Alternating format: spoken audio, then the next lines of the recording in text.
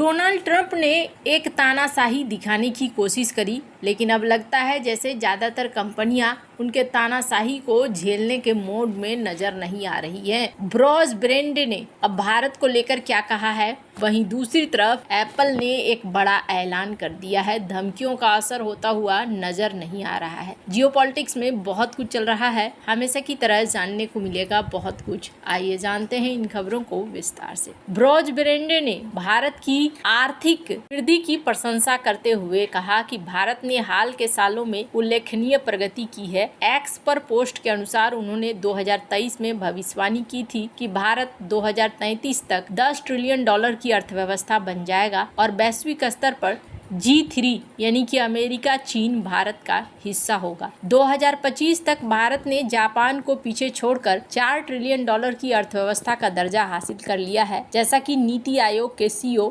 VVR Subramaniam ने IMF के हवाले से पुष्टि की है। ब्रेंडे ने भारत की डिजिटल प्रगति जैसे डिजिटल पेमेंट्स, आधार, यूनिफाइड पेमेंट्स इंटरफेस की सराहना की। वैश्विक स्तर पर एक मॉडल बन गया है। उन्होंने ये भी कहा कि भारत ने पिछले कुछ सालों में 400 मिलियन लोगों को गरीबी से बाहर निकाला है, जो एक अभूतपूर्व उपलब्धि है। इसके अलावा भारत की मजबूत आर्थिक नीतियां, बुनियादी ढांचे का विकास और निवेश के अनुकूल माहौल इसे वैश्विक निवेशकों के लिए आकर्षक बनाते हैं। भारत के लिए इसका क्या महत्व है? भारत जापान को पीछे छोड़कर चौथी सबसे बड़ी अर्थव्यवस्था बनना एक ऐतिहासिक उपलब्धि है। अब केवल अमेरिका, चीन और जर्मनी ही भारत से आगे हैं। अगले 2-3 सालों में भारत के जर्मनी को पीछे छोड़कर तीसरी सबसे बड़ी अर्थव्यवस्था बनने की संभावना है, जो वैश्विक आर्थिक व्यवस्था में भारत की बढ़ती भूमिका को दिखलाता है। भारत का डिजिटल बुनियादी ढांचा, विशेष रूप से UPI, दुनिया भर में एक मिसाल बन गया है। ब्रेंडे ने इसे भारत की तकनीकी क्रांति का प्रतीक बताया है। डिजिटल इंडिया पहल ने छोटे व्यवसायों,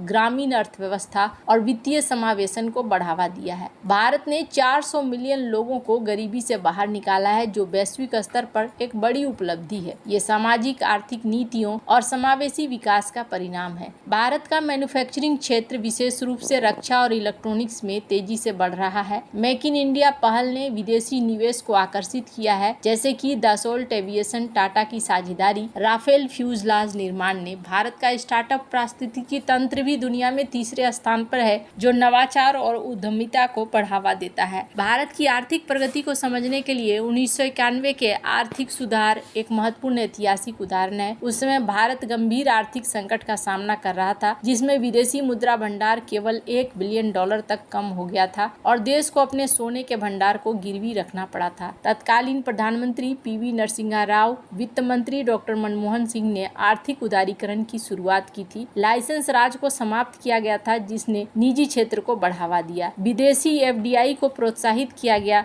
जिससे वैश्विक कंपनियां भारत में निवेश करने लगी। व्यापार और निर्यात नीति को उदार बनाया गया, जिससे भारत को वैश्विक अर्थव्यवस्था में एकीकृत किया गया। 1991 के सुधारों ने भारत की अर्थव्यवस्था को एक नई दिशा दी। 1990 में भारत की GDP लगभग $300 बिलियन थी, जो 2025 तक $4 ट्रिलियन तक पहुंच गई। इन सुधारों ने भारत को वैश्विक IT सॉफ्टवेयर उद्योग में अग्रणी बनाया और बेंगलुरु जैसे शहर वैश्विक तकनीकी केंद्र बन गए। मध्यम वर्ग का उदय हुआ और उपभोक्ता बाजार में वृद्धि हुई, जिसने भारत को निवेशकों के लिए आकर्षक बनाया। वैश्विक स्तर पर व्यापार युद्ध जैसे अमेरिका और चीन के बीच तनाव भारत की अर्थव्यवस्था को प्रभावित कर सकते हैं। हाल ही में अमेरिका ने स्टील और एल्युमिनियम पर 50% टैरिफ लगाए, जिसका असर भारत जैसे निर्यातक देशों पर पड़ रहा है। भारत को इन चुनौतियों का सामना करते हुए अपनी आपूर्ति श्रृंखला और निर्यात रणनीति को मजबूत करना होगा। हालांकि भारत में गरीबी उन्मूलन में प्रगति की है, फिर भी ग्रामीण और शहरी क्षेत्रों के बीच आर्थिक असमानता एक चुनौती है। शिक्षा और कौशल विकास में निवेश बढ़ाकर भारत को समावेशी विकास की ओर बढ़ावा देना होगा। भारत की G20 की अध्यक्षता और डिजिटल नवाचारों ने इसे वैश्विक मंच पर एक महत्वपूर्ण आवाज दी है। ब्रॉस ब्रेंडे ने इसे विश्व का उज्जवल केंद्र कहकर भारत की भूमिका को स्वीकारा है। ब्रेंडे की भविष्यवाणी के अनुसार भारत 2033 तक $10 ट्रिलियन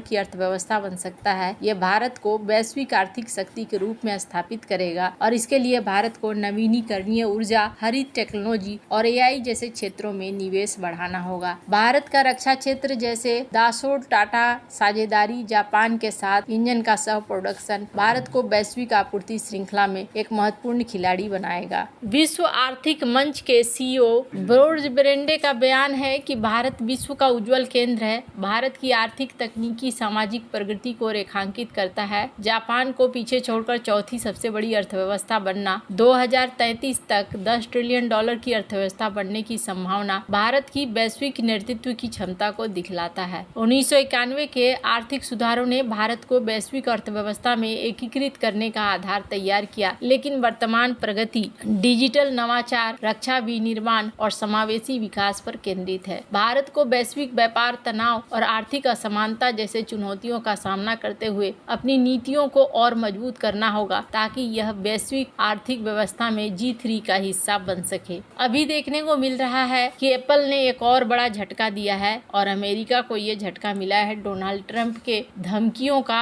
असर यहाँ पर नहीं होता हुआ दिख रहा है। अमेरिका की दिग्गज टेक कंपनी एप्पल अपने तेजी से बढ़ते भारतीय बाजार में आईफोन और मैकबुक की मरम्मत का काम टाटा ग्रुप को सौंप दिया है। कहा जा रहा है कि अमेरिकी टेक दिग्गज की सप्लाई चेन में भारतीय समूह की भूमिका कितनी बढ़ रही है ये पता चल रहा है। रॉयटर्स की एक रिपोर्ट के मुताबिक चीन से बाहर मैन्युफैक्चरिंग के लिए एप्पल की नजरें टाटा पर है। टाटा पहले से ही दक्षिण भारत में 3 जगहों पर आईफोन बना रही है, जिनमें से एक जगह कुछ आईफोन पार्ट्स भी बनते हैं। सूत्रों के मुताबिक टाटा अब कर्नाटक में अपने आईफोन असेंबली कैंपस से आईफोन की आफ्टर सेल्स मरम्मत करेगी। दुनिया की दूसरी सबसे बड़ी स्मार्टफोन मार्केट में मरम्मत का बाजार तेजी से बढ़ने वाला है। काउंटर पॉइंट रिसर्च के अनुसार पिछले साल भारत में लगभग 1.1 करोड़ आईफोन बिके थे, जिससे एप्पल को 7% मार्केट शेयर मिला। 2020 में यह सिर्फ 1% था। यह नया कॉन्ट्रैक्ट एप्पल के टाटा पर बढ़ते भरोसे को दिखाता है। अमेरिका के राष्ट्रपति डोनाल्ड ट्रंप ने एप्पल को भारत में अमेरिकी बाजार के लिए आईफोन नहीं बनाने को कहा था। साथ ही उन्होंने भारत में बने आईफोन पर 75% टैरिफ लगाने की धमकी दी है। इसके बावजूद एप्पल भारत में तेजी से अपना विस्तार कर रही है। कंपनी ने भारतीय स्मार्टफोन बाजार में एक बड़ा उलटफेर किया। इसने इस साल की पहली तिमाही में चीनी कंपनी शाओमी को बिक्री में पीछे छोड़ दिया